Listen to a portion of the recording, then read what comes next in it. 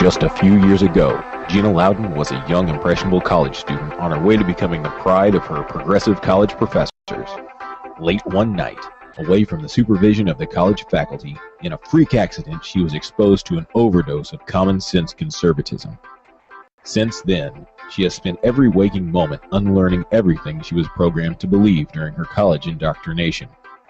Join her in her re-education. This is the Dr. Gina Show.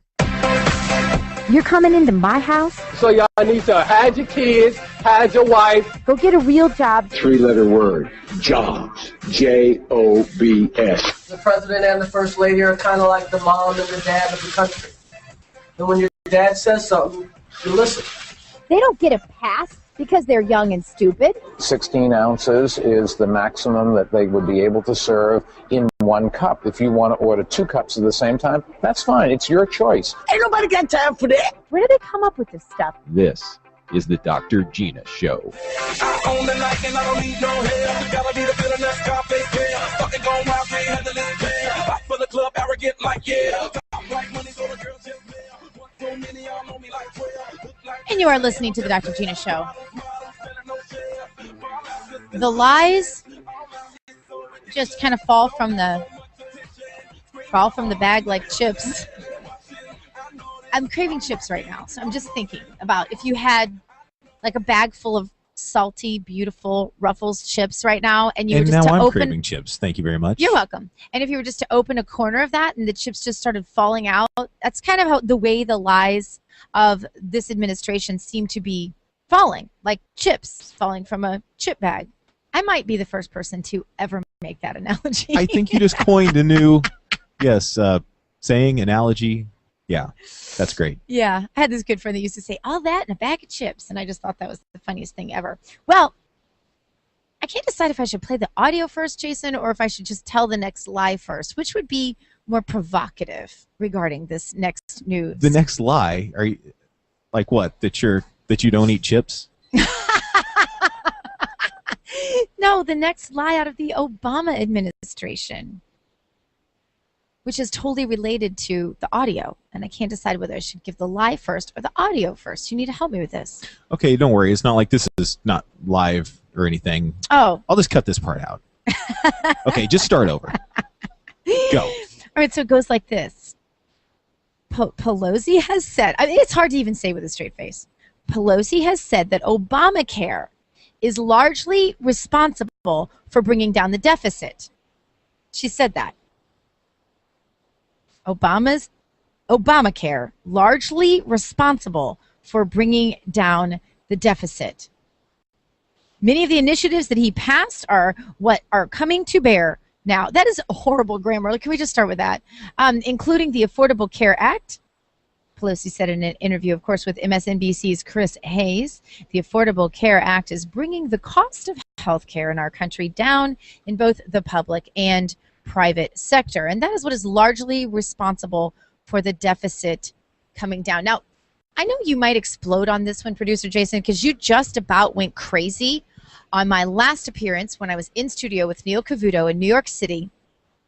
And that Congresswoman had made the claim that Obamacare would keep people from defrauding insurance and marrying for the wrong reason, because she said people married for insurance purposes, and that... Yeah, I did that once. Married for insurance purposes? Yeah, it didn't work out so well. Which time, Jason? Hey! Pelosi, not everyone knows about the other 2 marriages. Oh, okay. Well, then we won't talk about that on air. You can just cut this part out, too. Interestingly... Well, okay, you know what? I'll fight back after this. Go ahead and play the audio, because I want to say that we predicted this here first, that we knew there would be more lies like this to come, that they will begin to paint a picture of Obamacare that is a complete figment of their own fantasy. In all of their arrogance, they have no binding of truth. And so ridiculous assertions like the Congresswoman made and like now Nancy Pelosi made, that Obamacare is here to save the planet, are going to continue to be made. And we talked about this when I was in New York City on Neil Cavuto's show just last week. Go ahead, Jason. We'll also have a lot of less bad marriages as a result of this. Oh, I actually got that backwards, Charles. But it is still a half-ass argument. Your health and your marriage, to both. A Democratic lawmaker had says that the health care law will be good for marriages because it won't force you into the wrong ones. In other words, I'm going to hook up with this dude because, well, he or she has health care and I don't. I mean, have any of you actually done that? I always think about how shallow a person you have to be. Well, I hate the guy, but he does have health coverage. Anyway, are you buying any of that? Because it sounds asinine to me. But anyway, we're doing a segment on it because it's that asinine. Let's just say that Gina Loudon thinks that this Congresswoman's divorced from reality. Charles Payne and Adam Lashinsky also here. So, Gina, what do you make of her argument? Well, you know, my background is in counseling. So putting aside the fact that what she was talking about with her friend was fraudulent, because you just don't get married to defraud the system of insurance. What this bill has done to families, what this administration has done to families with the erosion of jobs and everything else, you can never say that anything this administration is pushing out right now is strengthening the ties that bind, and Obamacare is no exception to that. All right. Well, I just think her argument is backwards, and your original take on it was better than mine, Charles. I thought what she was arguing is it would strengthen families, right. But in a perverse sense, what she's saying is what you're saying too, that it will strengthen the proper relationships, not the improper ones, or force people into bad marriages for the sake of getting health care. Essentially, we could become shack-up nation. This reminds me of welfare when it first began. I got to tell you something. Welfare in its original incarnation did more to destroy black families almost than slavery and Jim Crow laws. Just the idea that people, couldn't get married, and if you had a boyfriend, he had to run, take his TV out, and then people came to the house to check up on you. But this is ripping the country apart. It's saying it's okay to shack up. It's okay because you've got Obamacare taking care of your bills. And of course, we don't want anyone getting into a bad marriage just for good health care insurance. But in this, essentially what she's saying is you don't have to get married ever. Well, Adam Lashinsky is for all of that. Adam? Well, I'm really disappointed that she said less good marriages, or less bad marriages, rather than fewer bad marriages, which is the correct grammar. That's exactly. Really, I caught that too, buddy. Which tells volumes about how nerdy we are. But go ahead. Well, it disappoints me about the Congresswoman. I'm really disappointed in the two of you also, because you're really perverting what the subject matter is here. The subject matter is getting access to insurance for more people. I have no idea if this is going to prevent people from choosing the wrong mate because they want access to insurance. The important thing is that we're helping more Americans get insurance. There's no connection to welfare, Charles. And to say that Obama is destroying families because he's destroying the economy, obviously there's a connection. It's a stretch, to say the very least. It's not a stretch. I'm telling you right now, in real life, there's not a stretch. This has happened before. I've seen the movie. In fact, if you get a chance, buy the movie Claudia or rent it. That'll kind of give you a scope of it. By the way, I think we know a lot more about what's happening in the African-American community than you do. I know, but that's the point. Seriously, my background is in counseling, and I can tell you the number one thing that breaks down marriages is always it's financial. And with people, but isn't that the Congresswoman's point? Not that I agree, but to Adam's point that well, look, the health care law now means that you don't have to do that kind of thing. Well, we know that premiums are going up. We know that costs are going up on middle-class families exactly as they didn't promise. We know that this is hurting real working families. This is hurting young people who don't have access to medical savings accounts. They may be delaying their marriages. So there are all kinds of impacts on families, Neil, that are very unhealthy. Regardless of race or background. Regardless of any of that stuff. Yeah. I agree again. I was just saying from a personal point of view, what I saw myself in reality, not theoretically, not on paper, but I'm telling you, there's. In other words, they would shack or come together just to get the benefits. Well, you don't have to. You just don't have to get married. You're going to get all the benefits that you might have gotten in a marriage, and it chips away at the notion of the foundation of being married. Go ahead, Adam. But Charles, this isn't about welfare. It's about insurance. It's about getting more people the access to insurance. How do you know healthcare doesn't turn into glorified welfare the way it's going? It does. And this is right. I don't know that, but what I know, if I could. Sure. Yeah, because we've discussed this many times, Neil. I mean, many people want a single payer plan, but that's not what we went with. We have a plan that is getting more people insurance. And so, I mean, sure, it could turn into something like that, but that's not how it's envisioned right now. This is about saying to people who would have gone to the emergency room or in some strange circumstance would have gotten married to somebody they don't love. You don't have to do that sort of yeah, but bad imagine if we could have You used now that have as access a to pickup insurance. line, though, in school, right? I got health care. You mean you didn't? I've got health care and I can drive at For night. you. Platinum plan, baby. All right, what do you make Well, I of was going to say that big government always destroys the ties that bind. You look at the teenage girl. Now she's got welfare. She can start her own her own household if she turns up pregnant, where she used to have to go to her family. You look at Social Security, even, and all the measures out there for the elderly. If they have a failed relationship with their child, oh well, Big Daddy government's going to take care of them. Big Daddy government is here. That's So let's do away with Social Security. I don't know why Adam keeps saying it's not welfare. People are getting something that they're not paying for, and taxpayers are. Listen, we're a generous country. We all agree to that, and I don't think anyone is upset that other people are. We want everyone to be insured, but the way this was done, Adam, No, everyone has to pay for their insurance. Okay, Well, all right. Well, what we're saying, all we're saying is that we degrees. can't use it as a pickup line anymore. All right, that is going I to do it, agree guys. with I that. want to thank all of you. Thanks, Have a great weekend. That was hilarious. Oh, my hair looked a lot better that day. I think I really need the Fox News people to come here and do my hair and makeup every day because I know, I just it was don't look awesome. like that today. It's a hat day for me today, and most days when I'm in this humidity are a hat day. But 13% more likely to die, less jobs, less borrowing, less housing money spent, less medical expense, not because we're doing better, folks, but because we've literally stopped spending on things. The American public is not having the quality of life. But see, they don't care. This is not about them caring. So anyway, you have heard all about the Angelina Jolie surgery that she had. I wonder if you think that is radical or not. I don't know. 87% chance of death, as she estimated it, reduced down to a 5% chance of death by the same cancers is pretty interesting to me. But we are going to talk about next 2 new ways I bet you haven't heard of that can help you live longer as well while we are on that topic. So stay tuned for more right after this. You're listening to The Dr. Gina Show. Would you rather be a gun owner or a victim? Hi, I'm Tim Macy from Gun Owners of America. Our Constitution affirms our right to self-defense, including the right to own firearms. Right now in Washington, D.C. and many states around the country, there are radical leftists who'd like to disarm Americans. That's why Gun Owners of America was formed over 35 years ago. We're here for only 2 reasons: to lobby to protect the Second Amendment and to replace anti-gun politicians with pro-gun Americans who actually understand what the Constitution says.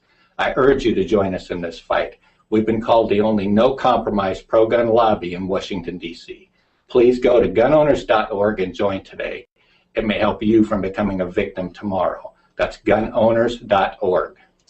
God, guns, and gear. The things you need to be a proper conservative these days. Go to the Dr. Gina site at docgtv.com. That's docgtv.com for all of your Patriot gear, including concealed carry handbags, the best t-shirts you'll find anywhere, and even jewelry for that special woman in your life who enjoys her freedoms as well. docgtv.com, docgtv.com. Go there for your Patriot gear.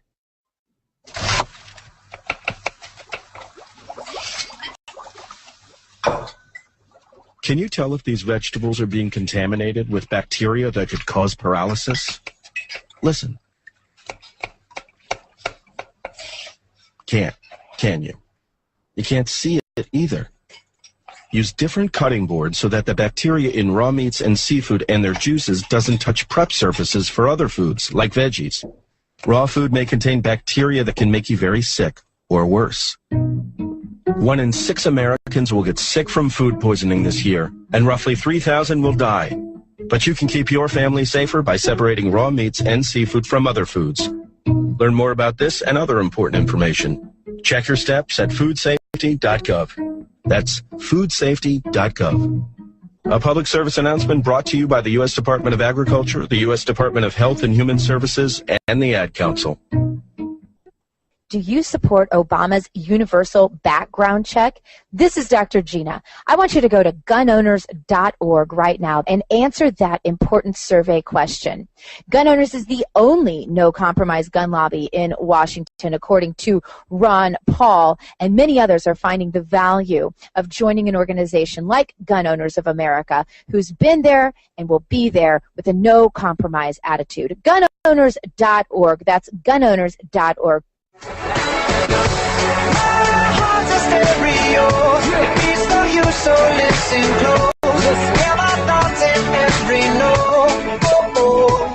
This is Dick Morris.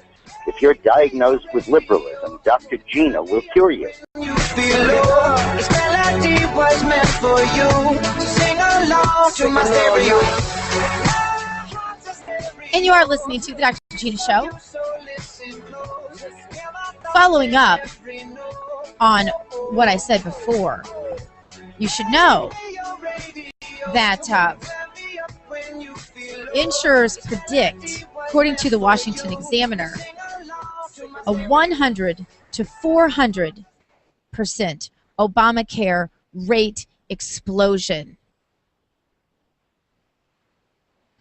So, I mean, that just adds to the ridiculousness that Nancy Pelosi would claim Obamacare is our saving grace, and that's ridiculous. Congresswoman would say it's going to save us from less bad marriages. Less bad marriages.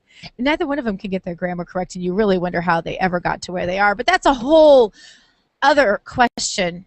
You were about to say nother. I was about to say whole nother, but I figured while right I'm attacking someone else's grammar, I'd better say whole other rather than whole nother, which I do have a habit of saying. But that's when I'm talking casually, and there's a big difference between speaking as a congressman and like hanging out at the beach talking to your friends, which is kind of what I'm doing right now. Angelina Jolie, you heard all about this. She submitted an op-ed she authored for Tuesday's New York Times under the headline, My Medical Choice. Between early February and late April, she completed 3 months of surgical procedures to remove both breasts. She's 37. She writes that she made the choice with thoughts of her 6 children after watching her own mother. Actress Marceline Bertrand died too young from cancer. This is from My Way News. She said, my mother fought cancer for almost a decade and died at 56. She held out long enough to meet the first of her grandchildren and to hold them in her arms, but my other children will never have the chance to know her and experience how loving and gracious she was.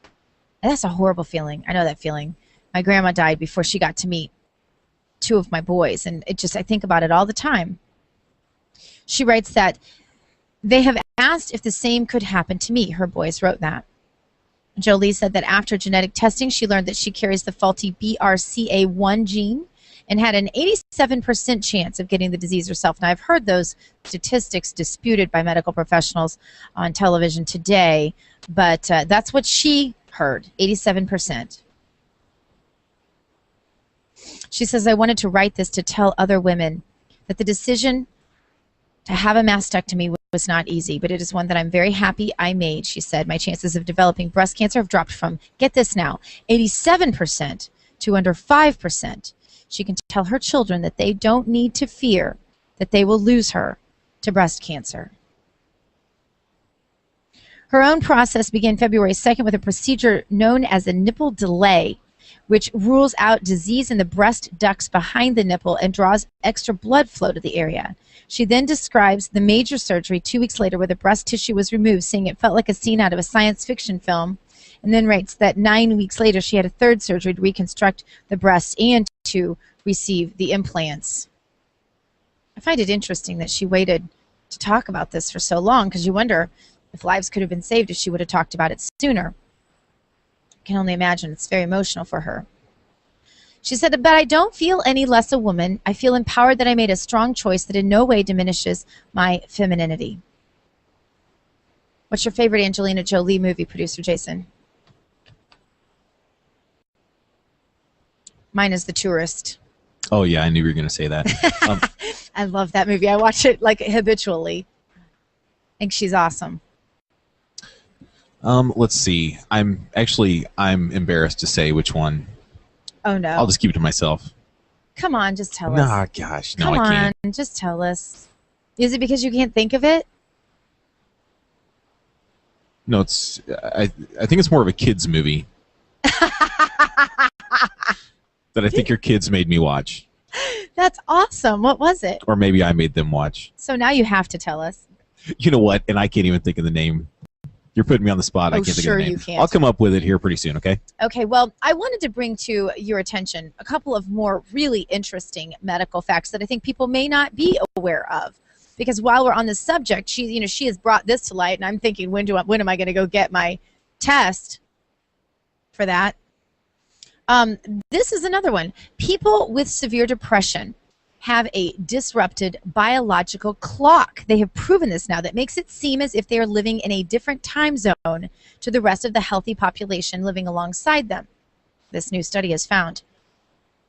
It is the first time that depression has been linked unequivocally to the internal circadian clock of the human brain, which regulates the body's day and night cycle over a 24-hour period, which is so absolutely factual because I am still waking up. My normal time to wake up is 7:30 in the morning. That's just when I get up and start show prepping. But every day this week, I've woken up at 4:30 in the morning because I'm still on Eastern time because I spent so much time last week on Eastern time. I don't know how long it takes for your circadian clock to change itself, but however long it takes, it took me 6 or 7 days, however long I was on the East Coast, because I can absolutely tell you I am changed. I wake up at 4:30 every morning now, and I could not stay awake through dinner last night. So that tells you I've completely changed that way. The researchers found that they could estimate a healthy person's time of death, get this now, to within a few hours by analyzing the activity levels of a set of genes, whether they are switched on to high or low with certain regions of the deceased brain. Now, you're just not going to believe this. Stay tuned now. Don't let me lose you here. This correlation broke down when they analyzed the autopsied brains of people who had suffered from depression. And there's more. Their gene activity bore little relationship to the hour of death, which indicated they suffered. Oh, you can't interrupt me here. I've got good stuff. Suffered a severely disrupted sleeping pattern. Now you're going to have to wait until segment after next because I absolutely have to get to the rest of this. This is fascinating. Also, your waist to height ratio may be more accurate than measuring your BMI, and it may be indicative of health problems in your future. Wait until I tell you about this. You're going to want to stay tuned for that. You are listening to The Dr. Gina Show. Stay tuned for more right after this.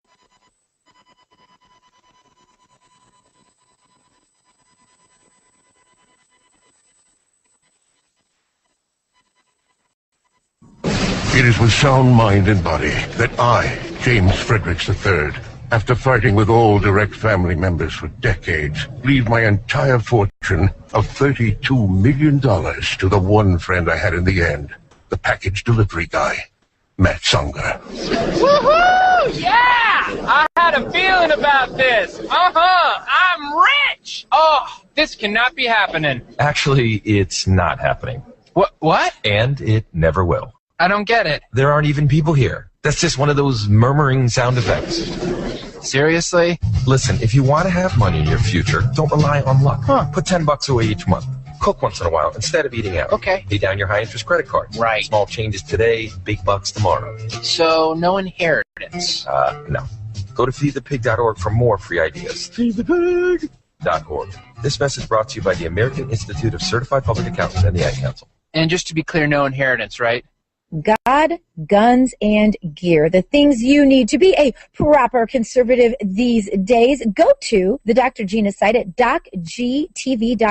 That's docgtv.com for all of your Patriot gear, including concealed carry handbags, the best T-shirts you'll find anywhere, and even jewelry for that special woman in your life who enjoys her freedoms as well. DocGTV.com, DocGTV.com. Go there for your Patriot gear. You understand your Second Amendment freedoms, but who is out there with a no-compromise attitude that will defend those Second Amendment rights? Well, I can tell you, gunowners.org. That's gunowners.org. This is Dr. Gina, and I want you to go to that website right now, gunowners.org, and let them know that you want to help them as they continue the only no-compromise gun lobby in Washington, D.C., according to Ron Paul. Gunowners.org. That's gunowners.org. Check them out. Hi, this is Craig Smith, chairman of Swiss America. Dr. Gina is the gold standard of talk radio. What you waiting for?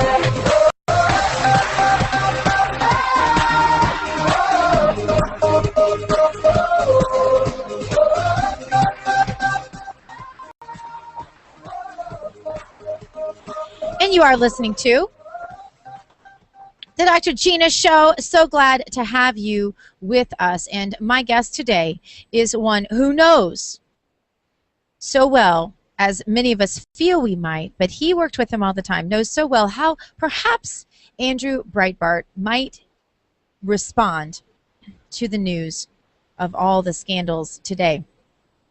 Fascinating that his legacy still lives in such notable ways, that his work still contributes to what is happening. And here to talk about that with me, coming up in just a moment, is Andrew Marcus. He, of course, is the producer of Hating Breitbart, and there is going to be a special screening of that film tomorrow evening in San Diego. And yours truly will be there, along with my guest before this, who, of course, was Rick Amato, Diva Amato, as we like to call him. And we'd ask you to go ahead and give that a little bit of publicity and get people there, because as you know, we have to remember what Andrew did so that we can continue in the tradition, because though there won't ever be any exactly like Andrew Breitbart, there, of course, are those of us that he would count on to continue his message and his legacy. So that is exactly what we're going to do. And we're going to start doing that by talking to Andrew, and we're going to continue doing that well after we talk to him. So many times when I watch the news, I think, how would Andrew respond? Did Andrew work on this story? We're still seeing stories popping, like this attack on Tea Party groups. This is something Andrew talked about all the time. This would be no surprise at all to Andrew Breitbart. But as I said, one who knows exactly what he would say about that, because he spent an inordinate amount of time with him, is my next guest. Of course, you know him from his film Hating Breitbart, airing tomorrow night in San Diego. Andrew Marcus, welcome back to the Dr. Gina Show. Hello. Thanks for having me. Absolutely. I think in light of all these scandals, so many of which you and Andrew Breitbart, of course, worked on together, I'm just curious what you think. I think his reaction to the whole IRS scandal with the Patriot groups would be, yeah, told you so. But I'm wondering what you think his reaction would be to the other scandals, the Benghazi, and, of course, the latest with the AP. Well, listen, I think that you hit it on the head. His reaction would be, I told you so. This was why he thought it was so important that we have what he called, and launched shortly before his passing, what he called the vetting. And it was about vetting this president. And it was something that he thought that the mainstream media fell down on the job of doing when they had their first chance to do it when he ran for president the first time. Yeah. And the reason that he thought it was so important to vet him and to have it be public was because, you know, for those of us that have been following this administration since before he was elected the first time, none of this is a surprise. Yeah. It's shocking in its depravity, but it's not a surprise. We saw this coming because we were armed with the truth about this man. And the average person was not, because the mainstream media didn't do its job. And I think Andrew Breitbart would be, you know, I think he'd be sad to have had his hypothesis confirmed. That this is the end result of a mainstream media that doesn't do its job, and it's poetic that the AP itself finds itself a victim of this because, you know, frankly, if they had just done their jobs in the first place, you know, it's possible this administration might not be in place to have done what they've done. That's exactly right. What do you think? What do you think the reaction of the mainstream media will be now that they are sort of coming? They're going to have to come to grips with the fact that this president really never was their friend. It was really a matter of useful idiots, in his opinion. You know, really what I wonder is are we at the tipping point? And I think that's really what you're getting at. Is are we at the tipping point with the media where even they can no longer ignore the truth about this president, about the progressive movement, about the government being run by these people? I don't know. I wish I predicted many times before this that this was the tipping point. Right. There doesn't seem to be any bottom to their ability to ignore these crimes or whitewash them. You know, pay them some, you know, small amount of coverage to appear to have been balanced and fair and covered these topics, but never really pressed to have anything come of it. I don't know. We'll see. I'm afraid they'll find some reasonable rationalization why it was okay to do this to the AP and why Benghazi is you know, just a political hatchet job, and why the CIA had every right to target conservatives. I'm sure there's a reason for all of it. Yeah, I'm absolutely sure too. I remember many times you and I met early on in the whole Tea Party movement, and now they want to say that the Tea Party's dead. I find that really interesting since obviously the Tea Party's in the news a lot these days. But I just wonder if you ever saw it going like it's gone. If you ever thought that normal people like you and so many others in the movement would have the kind of impact that so many have had from those early days where there was, you know, 5 of us gathered wondering if we were just all pretty much plumb crazy. I mean, it really is. You know, it's amazing. I think the jury's still out in terms of what the impact is going to be long term. Certainly short term, there was tremendous impact. The 2010 midterm elections. Right. I mean, the impact on the narrative and the body politic was tremendous. So much so that the left had to launch this disgusting campaign called Occupy, just to find some way to change the narrative and take the wind out of the sails of the Tea Party, which unfortunately I think temporarily they were able to do. But you know what? That movement is still there. It's still alive and strong. It was there before it was called Tea Party, and it's there, you know, it'll be there long after whatever Tea Party brand is no longer operative. But the impact has been tremendous, and it really is. You're right. It's the power of, you know, just a few people that gathered at first and you know, came together in their kitchens and in, you know, small conference rooms and said, we've had enough, and what are we going to do about this? And maybe a pub grew or two. from there. Yeah, exactly. I said maybe a pub or two. I remember a couple of meetings Right. in a pub with you, I think. But no, it is fascinating, and your work on this important film, Hating Breitbart, really talks about all of these things exactly. And so I want you to tell listeners just enough that their whistle is wetted for seeing the screening, because I think it's really important. Oh, well, I really appreciate that. We had the most unbelievable privilege to follow Andrew Breitbart around for the better part of 2 years.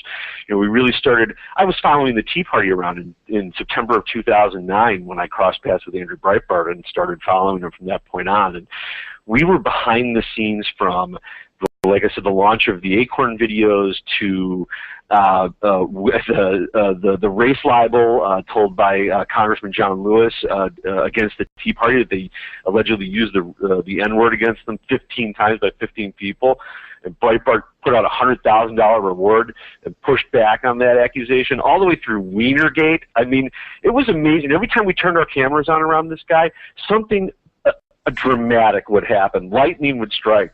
And we were just so fortunate to be there to capture it, and really, hopefully, now have this as a gift to people to see and have an inside look at what this man was doing. He was fighting an unbelievable mission for everybody who have an interest in seeing, you know, honesty in reporting, honesty in our body politics. So we were fortunate to be able to do it, and I really hope people enjoy it. Have you ever contemplated for a moment that kind of genius, were it used for evil, what would have happened to this world? Well, I think we see examples where that kind of genius is used for evil. I mean, I think you see it coming out of the Center for American Progress, and you know, the institutions of the left. I mean, you see it coming out of newsrooms of the left all the time. I mean, they are using.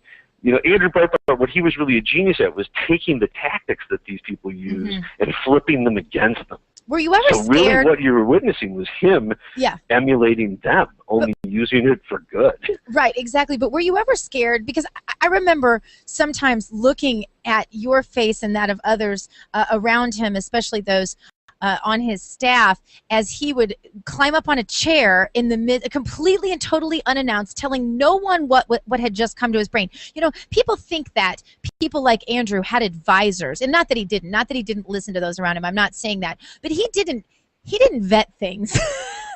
He would literally just hop up on a table. One of my final memories with him, if not my final memory with him, was at some event, and I was in a press room with a bunch of other radio hosts. I believe it was New Hampshire, and he hopped up on a table, as he would tend to do, and started rambling, and you didn't know. And I remember kind of sitting there a little bit scared all the time, not knowing, because the things he said were so unprecedented. You know this, that you really didn't know if one of the times he was going to go too far and the media was going to get a hook in him, and it was going to be the beginning of the end. Did you worry about that? Well, Andrew Breitbart was always very unpredictable, and he was never scripted. And you know, it was always amazing. In all the speeches we recorded of him, I think I maybe saw him write down notes twice. And I guarantee you, he never looked at those notes when he was speaking. You know, and that was sort of the nature of him being off the cuff, and it was very, very exciting. You know, the other part about it was that, you know, this was a guy who had no bubble around him. You know, people who reach the level of that kind of notoriety tend to have a locked up bubble around them that protect them from access, protect them from any false move. You know, Andrew Breitbart had none of that. He was totally unfiltered. You know, as it turned out, the guy was just about always right. I mean, you go back and you listen to the things that he was saying in these speeches and in these impromptu moments. You know, I can't help it when I look around and see the state of affairs in our media complex and in our government. The guy was as off the cuff and as a loose cannon as he might have been. He was right, and that's I think why he was never afraid to be off the cuff, because in his mind he was armed with the truth. And when he was armed with the truth, he didn't need to be scripted. All he had to do was speak his mind. Absolutely. One of my favorite things about him was some of our inside jokes that we still had going up until the end, and I posted occasionally some of our texts just if I was really, really sure he wouldn't care. And one of them was that we were both on Fox News back to back a couple of different times, and one of the times I just noticed that his hair was completely out of control and he really needed to get a haircut. So I'm like, would you please get a haircut? I text to him after he's on, and then I came on right after him, and he writes, I just got my nose pierced, and I was pretty proud of this. And he writes, would you pry that damn thing out of your nose? So that was the kind of accessibility that he had, and the kind of humor that he had, and the Andrew that we all love and enjoy remembering. And that is exactly what your film Hating Breitbart is all about. We're going to be seeing it tomorrow night. Tell us all the details. Tomorrow night, actually, the details can be found at hatingbreitbart.com, and because I don't have the name of the theater on me, do you have the theater? You know, I hate when people ask me really logical questions like that. I'll tell you what, we will make this easy. We will post it at docgtv.com where many listen to the show anyway, and so they can check it out there. We'll have the link up there, and I'll be posting about it as well. So absolutely. Tomorrow evening, details at docgtv.com, and be there, be square. Absolutely, right? I'm sorry, we broke up there. What was that? Oh, I just said people should go. Oh, absolutely. People should go. They should buy the DVD, the download. It's all coming May 17th as well. iTunes, Amazon, it'll be everywhere. Andrew Breitbart will be everywhere. That's awesome. Thank you so much for the work you do and continuing despite all of the terrifically difficult situations that so many patriots have found themselves in all along the way. It seems like maybe we are at a tipping point, and I sure do hope so, and you certainly deserve a big part of that credit as well, Andrew. Thank you so much for being with us. Thank you so much, Gina. Thank you for everything you do. All the best to you. Coming up, I'm going to get back to that story that I am so excited to tell you about, not because it's a happy story, but because in light of the Angelina Jolie news, I found two other ways that might really, two other medical situations that might really help predict your longevity and possible health problems you might have, and I want to share them with you today, so stay tuned for that. Right after this. AdoptUsKids.org. I know more about cooking dinner for a party of 12 than about packing a lunch for a 12-year-old. I know kids like things like fish sticks. Fillets, I get, but sticks? Maybe we can just compromise on mac and cheese. Can you make that with Brie? You don't have to be perfect to be a perfect parent. There are thousands of teens in foster care who would love to put up with you. Call 1-888-200-4005 or visit AdoptUsKids.org for more information. A message from the U.S. Department of Health and Human Services, Adopt Us Kids, and the Ad Council. God, guns, and gear. The things you need to be a proper conservative these days. Go to the Dr. Gina site at docgtv.com. That's docgtv.com for all of your Patriot gear, including concealed carry handbags, the best t-shirts you'll find anywhere, and even jewelry for that special woman in your life who enjoys her freedoms as well. docgtv.com, docgtv.com. Go there for your Patriot gear. Would you rather be a gun owner or a victim? Hi, I'm Tim Macy from Gun Owners of America. Our Constitution affirms our right to self-defense, including the right to own firearms. Right now in Washington, D.C. and many states around the country, there are radical leftists who'd like to disarm Americans. That's why Gun Owners of America was formed over 35 years ago. We're here for only two reasons: to lobby to protect the Second Amendment and to replace anti-gun politicians with pro-gun Americans who actually understand what the Constitution says. I urge you to join us in this fight. We've been called the only no-compromise pro-gun lobby in Washington, D.C. Please go to gunowners.org and join today. It may help you from becoming a victim tomorrow. That's gunowners.org. Hey, it's Dr. Gina here, and I told you that I'm going to help you be the most effective in your activism that I possibly can, and I've got a tip for you right now. Go to gunowners.org and join to be a member. Sign up for their alerts, and you can know exactly what you need to do to take action to save your freedoms. Go there right now and become a member. Gunowners.org. That's gunowners.org. Tell them Dr. Gina sent you. Gunowners.org.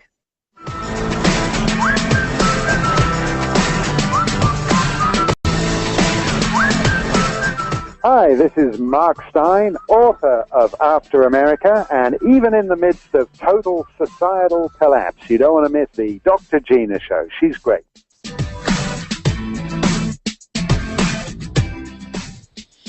know, that totally reminded me, talking to Andrew about Andrew Breitbart, that my phone had crashed last week and that I may have lost all those texts with Andrew Breitbart. I don't know what we have to do to make sure that I haven't lost those. They're in my phone. But I just want, producer Jason, whatever you need to do it right now. Like, come get the phone out of my hand and make sure that I don't ever lose those texts. I sure don't want to. All right, so we were talking about the situation with Angelina Jolie and other health information that you probably haven't heard of, but I found this really interesting. There's a new forensic technique for estimating the time of death by checking the internal clock of the human brain. You know the internal clock. It's called the circadian clock. And I know it so well, as science fiction-y as it sounds, I know it so well after spending a week in New York and D.C. on East Coast time and waking up at 4:30 every morning since I got back and falling asleep by 10 o'clock every night since I got home. Interestingly, depressed individuals are more likely to be out of sync with the regular wake-sleep timing. The lead author of this study says their data also suggests that their daily cycles are not only shifted but also disrupted. Depressed individuals, that is. They sleep by the wrong clock. And when they do sleep, the quality of their sleep is different from normal sleep. You can check this out at docgtv.com. We have the article posted there for you from The Independent. If we can understand how depression and poor sleep reinforce one another, then we may be able to find better treatment, perhaps by finding better ways to break the cycle. The scientists screened nearly 12,000 genes for daily activity rhythms in 6 regions of the brain from 55 deceased people with no history of psychiatric or neurological illness. The same was done on the brains of 34 deceased people with severe depression, some of whom had committed suicide. Now listen closely. To their surprise, scientists found that with the healthy brains, they could estimate within a couple of hours the time of a person's death, based on which of about 100 genes were active or dormant over that 24-hour period. Most of the subjects were awake on the day of their death due to last-hour medical emergencies, or in the case of depression cases, sometimes due to a suicide attempt. But they were able to show that most individuals carry the gene activity clock in their brain. This suggests that such a clock is quite stable upon one-day disturbance. And this is consistent with the common knowledge that it takes many days to recover, for example, from jet lag. The genes that responded to the time of day looked different let me back up here. The genes that responded to the time of the day appeared to be part of the complex biological machinery of the body that helps cope with different demands on a 24-hour cycle. It tells you when to sleep, when you're awake, what the daylight is, when it's dark, those kinds of things. There really was a moment of discovery here when they realized that the genes that show these 24-hour cycles that we're talking about in this circadian clock on normal individuals are very regular. People with depression are not synchronized to the usual solar day in terms of this gene activity. Thus, things like seasonal affective disorder that people suffer from, right? If your genes are out of whack and you don't know it's day and you don't know it's night, that's your circadian clock being messed up, and it all syncs very well with what they found in this study. There have been lots of studies on this circadian clock, both in animal and humans, but this is the first time that such an elaborate network of genes have been studied in such detail. Hundreds of new genes that are very sensitive to circadian rhythms emerged from this research. I promise you there will be more research on this, and we'll start finding out that illnesses come from this circadian clock situation as well, I bet. We were able to truly watch the daily rhythm play out in a symphony of biological activity by studying the clock and when it had stopped at the time of death. And then, in depressed people, we could see how the clock was disrupted. A disrupted biological clock can become part of a vicious cycle. Therefore, one can speculate that resetting that clock, for example, with light or physical activity, is a reasonable, concrete target to aim for in severe depression. So what do you do with this information? If you tend to suffer from depression, you tend to suffer from seasonal affective disorder, you can use the lights. I understand that. If you are going through a period of grief, you might want to employ lights or exercise to force your own circadian clock to submit to a normal pattern. Does this make sense? I think a lot of this you could do on your own. I can't see any harm in spending more time in light and spending more time exercising and getting your biological clock, or not your biological clock, sorry, your circadian clock in sync with the world that you live in. This could be a real answer for people. So I was very excited about this. This is the other study I was very excited about. Have you measured your waist lately?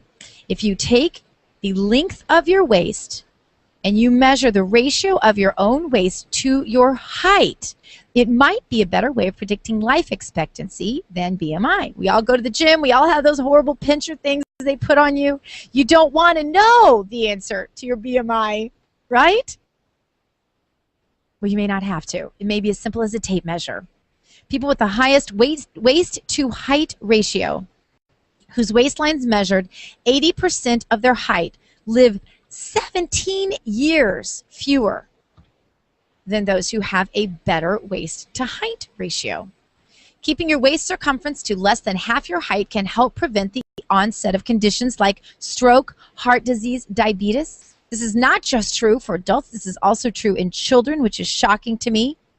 For a 6-foot man, for example, this would mean having a waistline smaller than 36 inches, while a 5'4" woman, drum roll, should have a waist size no larger than 32 inches. This is from the Telegraph, but you can check it out yourself. We have it posted at docgtv.com. Children in particular could be screened as early as 5 using their height to weight ratio to identify those at greatest risk of obesity and serious health conditions later in life. Now, we all know that weight issues contribute to cancer, to heart disease, to diabetes, to most of the serious things people die of. By comparing life expectancies of various groups of people with different waist to height ratios, scientists have now been able to calculate how many years of life are actually lost based on people's waistlines and how they increase. For example, a man aged 30 with a waist to height ratio of 0.8, representing the largest one in 500 men, stood to lose 16.7 years of life. A 50-year-old woman with the same ratio, accounting for about 1 in 150 women the same age, would lose 8.2 average years of life. Beauty is that you can do it in centimeters or inches. It doesn't matter. This works very well in children too. So check it out. Get those percentages in order. Don't forget to tune in tomorrow to the Dr. Gina Show, because life does start here. Now I'm going to go to the beach. You go boldly now and live the truth.